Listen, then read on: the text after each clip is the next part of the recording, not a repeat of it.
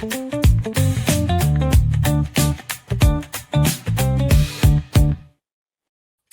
Mosley Show.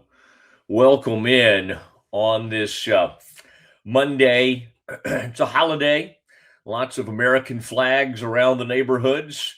And we honor the legacy and life of Dr. Martin Luther King, MLK Day in our country. And I do want to say, Kev, you may not have known that we were offered the day off. And you probably would appreciate being consulted on these things before I make unilateral decisions. Look at Kevin's face. But we could take the day off, but I kind of thought, I decided for you that while we certainly are going to honor and think about the tremendous what this day means, it's also the night your alma mater is playing for the national title. And I really thought I would be robbing you of an opportunity if we chose to take today off. So why don't we just take tomorrow off? No, we'll react to it tomorrow, and then we'll get our day off somewhere. All right. Somewhere. But I chose to have us work today. But I did want to say, because at my former place, I don't think they really even knew what today was. And so I appreciate that about Rogue, that they did give us that opportunity. And we said, we're going to work. We're going to work today. Hey, they're going to play games. We got to react to all this NFL stuff, all the wild card. And so anyway, in all our Twitter premium group that has joined us today, thank you. Thank you. In fact, I just like to remind you, we've seen our numbers continue to increase on YouTube. Not only join us, but go over and sign up for the YouTube page. And you say, well, how do you find that? I think it's fairly straightforward. Just do a little search on YouTube for Matt Mosley, Mosley. The Matt Mosley Show will pop up. You subscribe for free. And then you can comment, give us ratings. Obviously, you'd want to give us a good 5-star rating, and then we go from there. Or give us whatever you want. I don't know. I mean, so anyway, I'm as we speak, I'm hearing from my colleague on Doomsday, Ed Werder, a man who is constantly ready for battle. He's ready for battle, and he's ready to talk NFL. I guess I could bring him on today, but we've got enough. We got enough, Kevin. We'll do a major catch-all sort of Indiana, like a major Indiana type catch-all, and with Campus Confidential coming up at about 1:30 today, and then we'll start off by going through some of these wild card games. Now, I've listened. Mario Cristobal and Kurt Signetti have done their final news conferences leading up to tonight. You know, the one, Kevin, I kind of enjoyed more. Now, from a sound standpoint, I would say the big joint news conference, but that's always a little awkward because those guys are sitting next to each other, so they're less likely to kind of talk about the other team. They don't want to give the coach anything. So those things are kind of stilted and dry. I did think yesterday, and Kevin, I meant to send this to you, but take a peek for this when you get a chance. Signetti talking about Mark Cuban and what Mark Cuban might do for Indiana. Look to see if you can find that little piece of audio, because I tell you what, it was at about the 11-minute mark of about a 45-minute media session that Signetti did with everybody, and it was, everybody could come and kind of, they passed the mic around and shout out their questions, and he was kind of laid back. I enjoyed that media session. That was about a day ago. It was about I don't know, about 24 hours ago, maybe 36 hours ago. And I kind of liked what he had to say about Mark Cuban and about the money coming in from the Indiana, because this is, while Indiana does have plenty of money, and the portal money via Mark Cuban and others is starting to flow. This program and this roster is not built on huge money. Now, this could change. Some of these guys coming in that they just got in the portal are probably people they wouldn't have gotten in the past. We're talking about some of these defensive linemen. I would say Indiana's portal class looks a lot more like Texas Tech's portal class from last year and Tech this year, by the way. Tech, it's not like Tech ran out of money.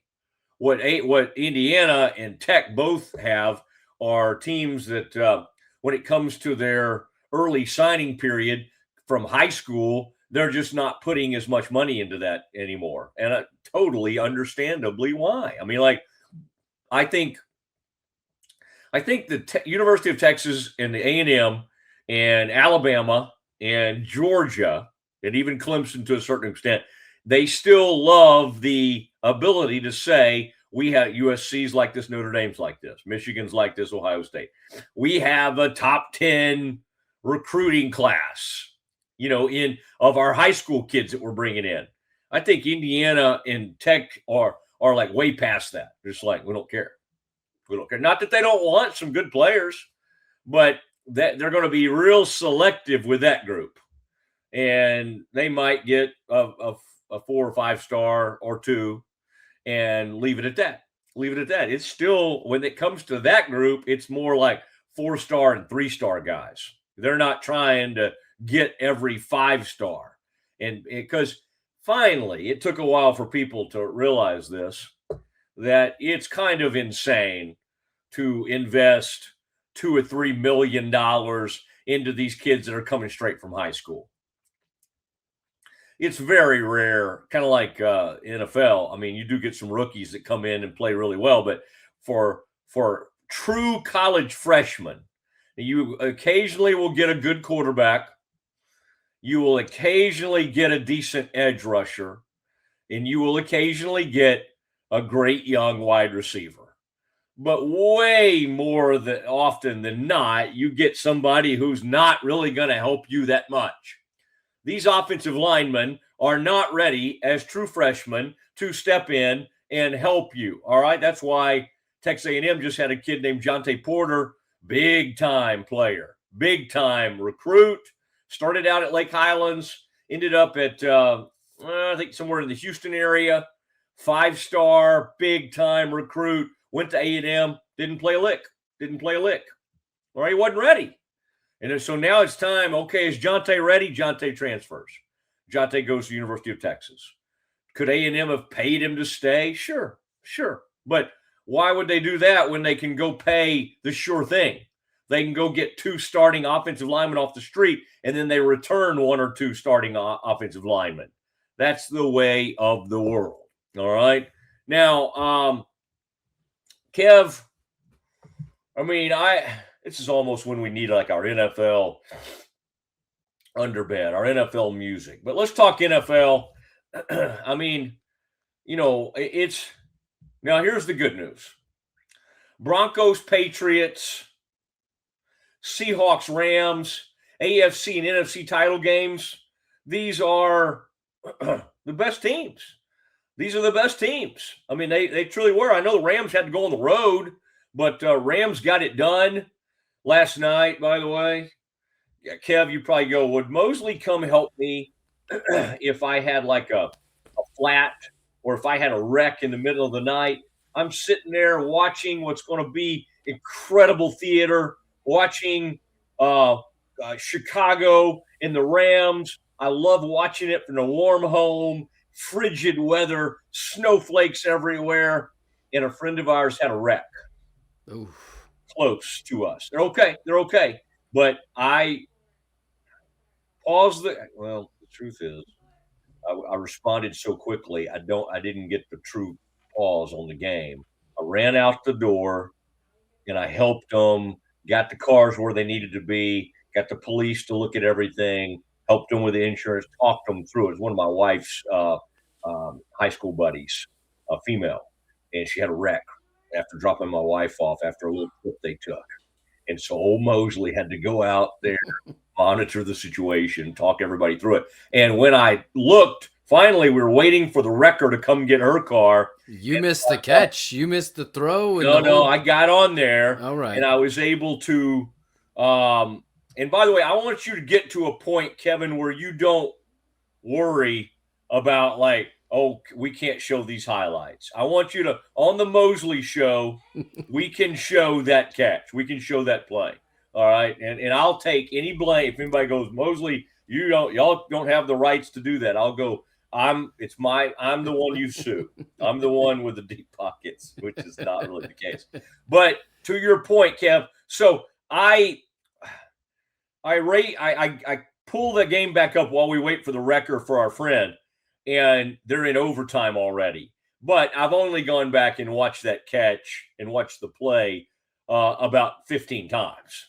And it won't get the legend status that it is because the Bears didn't win the game. Now, Kevin's a man who spent time in Indiana. He's close to, so that's close to Chicago Bearland. Now, he's more of a Colts fan, but he certainly has been very much exposed to Chicago Bearland. I lived in that place. Lived in the Chicago land for a year. Yeah. Coldest time in my life. Yeah, it's brutal. But it was fun. I've been to Soldier Field, but not to watch a Bears game. I watched the U.S. men's national soccer team take on Manchester United during the summer. Yeah, okay, I was going to say, it was probably hot. It was probably sweltering. Oh, yeah. Although that breeze comes in off the Lake Michigan, it's not, to me, Chicago in the summer, not that bad. I'm sure Chicago people go, oh, this is tough. This is a tough summer. It is compared to so Dallas, weird. It's not anything. You to see a city, right? The whole Chicago land is multiple different cities and towns, and it's not good for at least 9 months out of the year, right? Not good weather, and yet all of these cities, all these towns are set up for summer. You have two baseball teams on the same elevated track downtown. Yeah. Every little one of these small towns has their own public water park. It's crazy. Hot dogs, summer, swimming. You're right. Ice cream, everything about Chicago and some of these areas in the Midwest. And you get up to the Northeast, it's the same thing.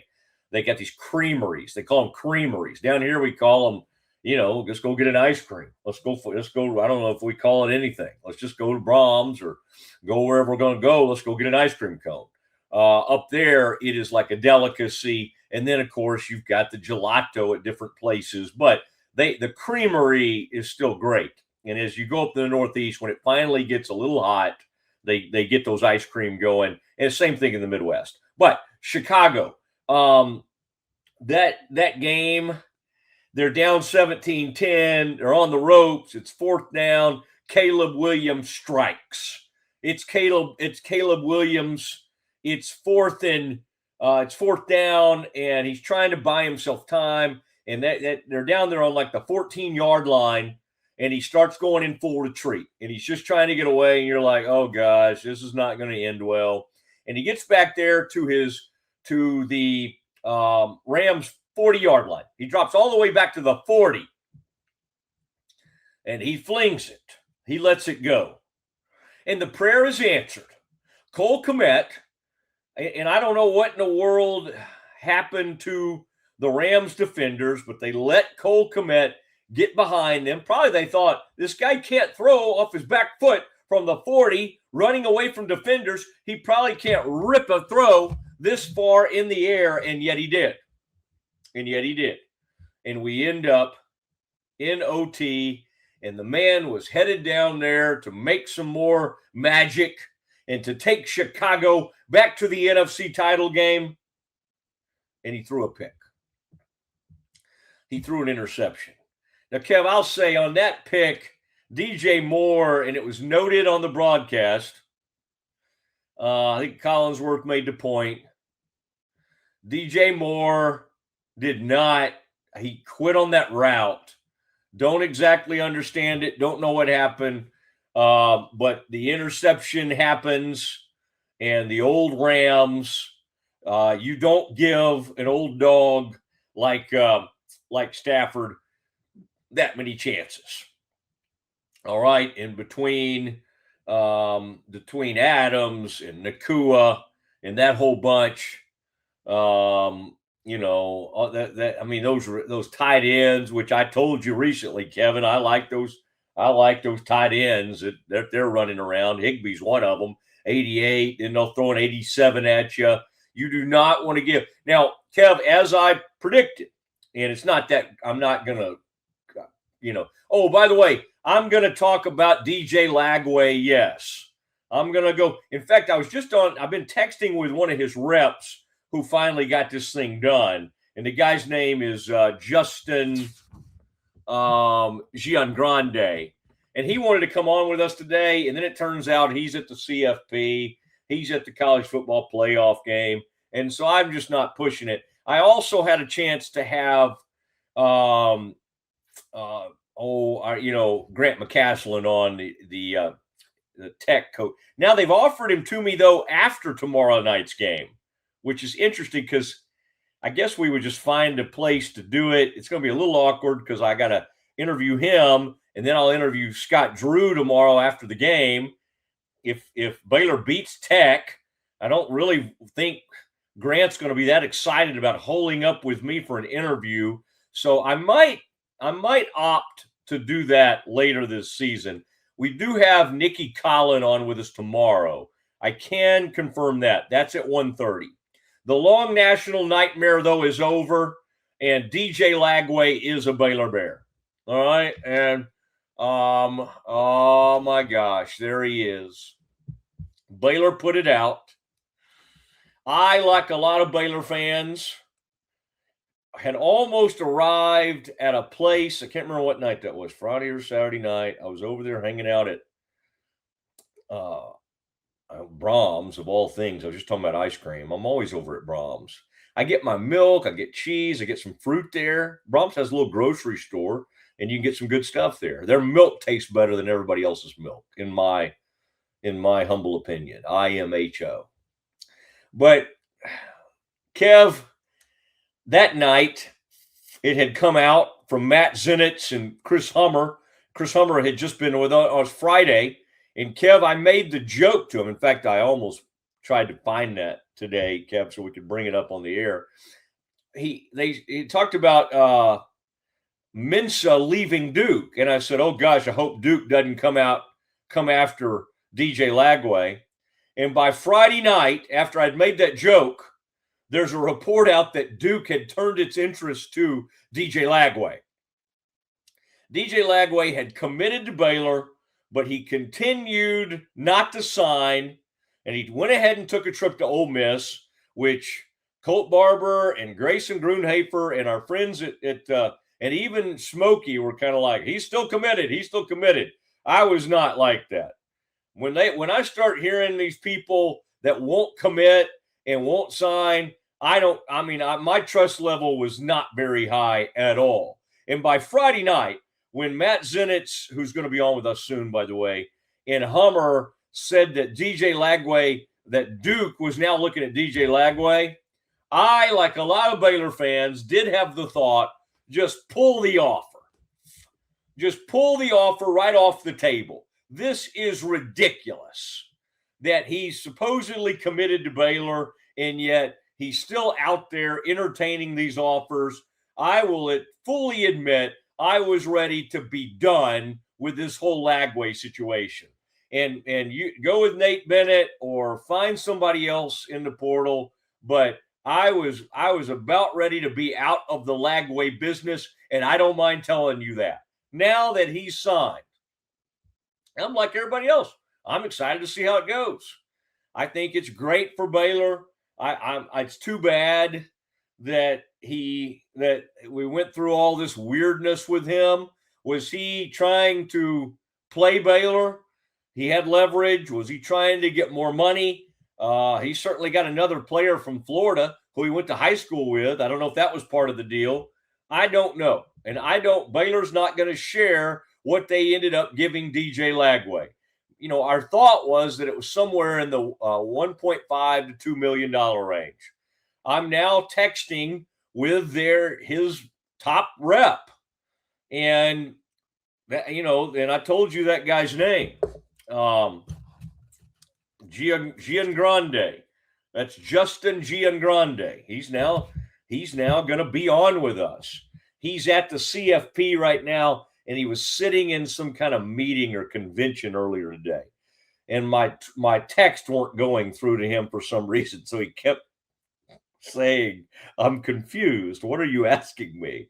And so finally, Kevin, I got to higher ground, and I got a better thing to him. Now, let me tell you the good and the bad. Let's start with the good.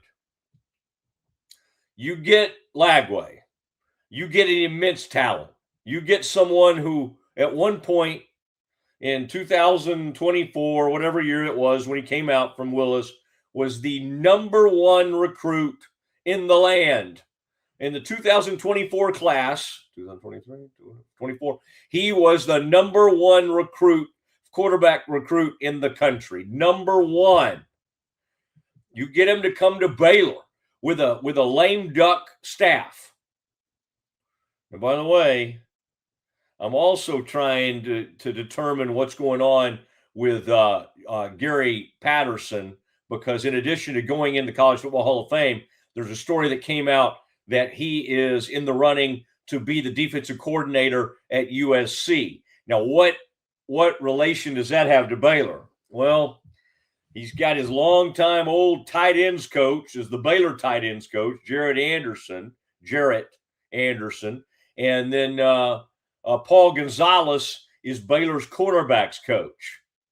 All right, good coach. Clanderman, the Clandy man, the new defensive coordinator, Joe Clanderman, is the safeties coach. Paul Gonzalez, really good coach. And if Gary Patterson gets that job with USC, he would try to take probably two of those coaches from Baylor. That's the reason I bring that up. All right. Now, again, let's get back to the good of Lagway. Talent, measurables, arm, it's all there, baby. It's all there. 6'3", 230, can move, can run, is smooth. When he's on, he's on. I've seen him make throws. I saw him live last year at A&M, and I saw him just flick a ball 35, 40 yards. Doop, doop, there it is. Boop.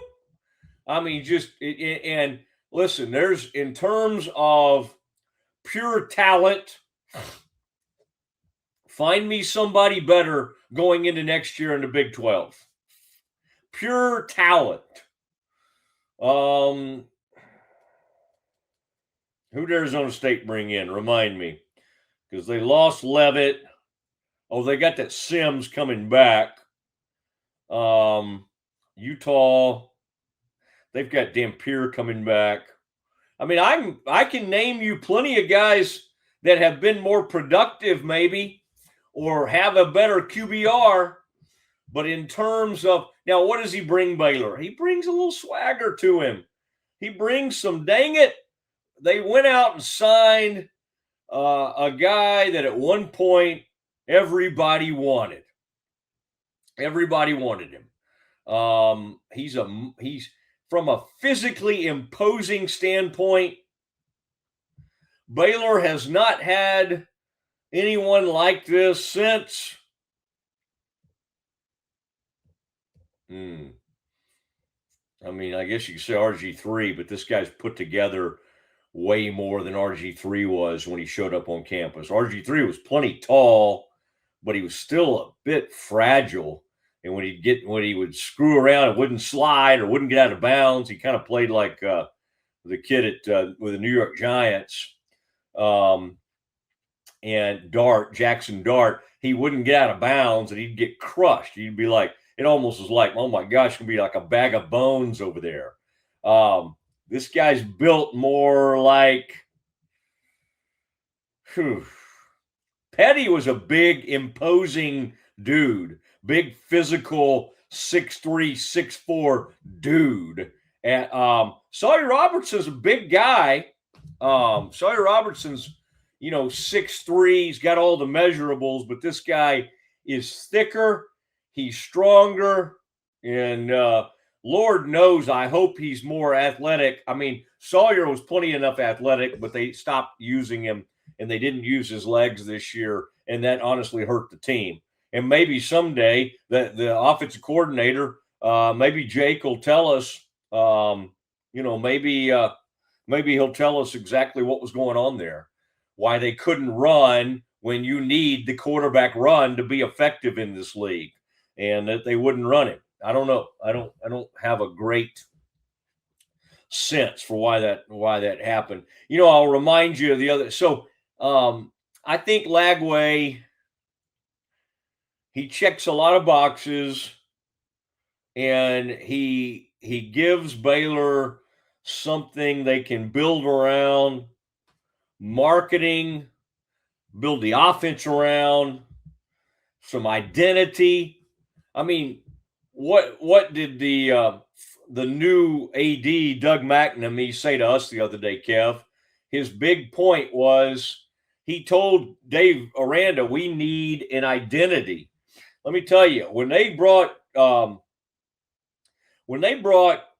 Briles in, it took about 30 seconds to know the team's identity.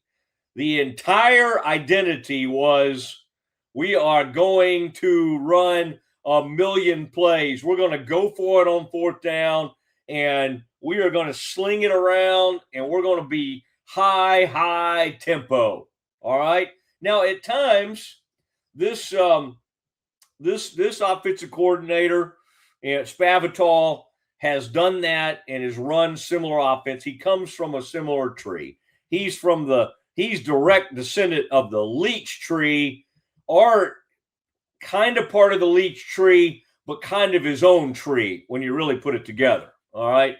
And what Doug McNamee is asking either Dave Aranda or whoever is the next football coach after Dave Aranda is, you have to have some form of identity. When we think of Baylor football, we have got to know, we got to have something come to mind. Right now, all that comes to mind is losing, giving up way too much yardage on against the run, quarterbacks running roughshod. There is no identity. I guess they had some offensive identity with Robertson and Sawyer being able to throw the football. But when it comes to the whole program and the team, there's not really a clear identity. That is what the new athletic director is wanting. Now, he sat down with John Morris recently, but I am proud to say that he knew that the first actual media interview he would do would be with the Mosley show. And I think that was important to Doug McNamee, and I'm appreciative of Baylor for making all that happen. Same way with Joe Clanderman, the Clandy man, the defensive coordinator. When it was time for the big time new hire, Baylor defensive coordinator, he after doing the in-house thing with Baylor Plus, he came on the Mosley show. So we're proud of that, and we appreciate that. Part of that is because that's the way it goes, man. They like putting people on with true Baylor people, and that is what we have to offer here is Lord knows I'm a Baylor guy if I'm anything else.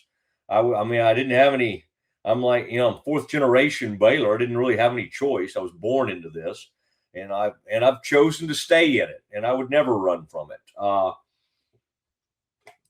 Tell you what, let's Kev, let's do, and at some point I got to react to Baylor basketball. The women are doing great. We'll have Nikki on tomorrow, and we'll celebrate the women. Women are firmly in the top 25. They're great.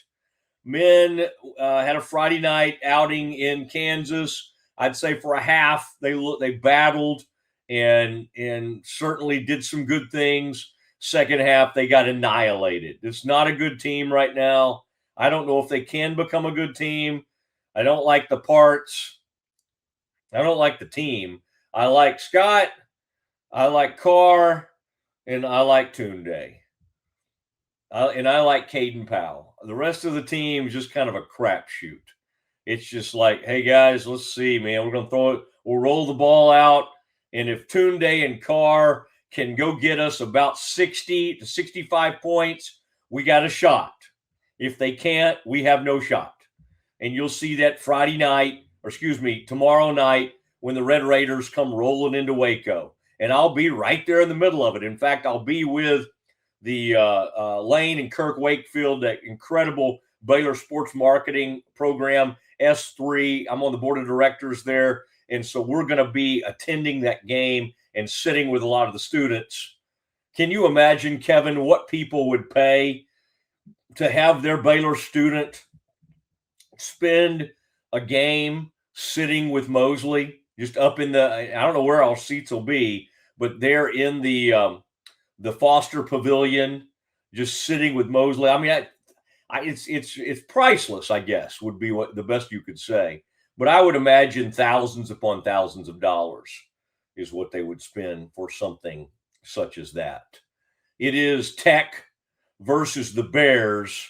We'll be there to cover it tomorrow. Kev, you need to be in there too. Now, I can't go to Kev as much today because Kevin has a lot of fanfare around him. Kevin is a father of 7. All right. Now, most days it's pretty quiet because whether they're in college or elementary school or daycare or whatever the heck they're all doing, they go off to school and they go do their own thing. It's like the Von Trapp family. I mean, they're basically off, probably singing somewhere. I can imagine if Kevin turned this thing into the Osmond family, he could really do some things. And Kevin has a musical background, so I would imagine that's crossed his mind before. Now, the Von Trapps is a reference to the Sound of Music, Kevin. And I would think. I know that. Okay. I know that. Come on. Yes, Sound of Music. But there are other sounds surrounding me today. What is that? Oh, nice. Turn that up a little bit. My gosh, with our capabilities, we ought to have this in stereo. That's kind of the end of it. Give me the actual. Start that over. Give me the Kevin, and he's wearing his Indiana hat. He did go to Indiana, so I'm going to give him today and tomorrow. And if they lose, we're going to give him 3. That's fine. Do you know the words to this song? Yes, it's Indiana, our Indiana. Let's see. There's all for you. It's really not that difficult. It's like a lot of. You sound like you're making it kind of difficult. Indiana, you did not really act like you had a great grasp of it. Indiana, our Indiana. Indiana, we're all for you. There's a few other things in there, and then it repeats it at the end. Indiana, we're all for you. So, it's a great time. How many are there? Like, I guess there are way more Indiana alums than Notre Dame because of Notre Dame's private school status. Would that be correct? Yes. They have the most alumni of any college in the United States. That's why they're able to fill the Rose Bowl. And wait, the Indiana does? Yes. The most alumni than any other college. I think, but when we lose some of them, sadly.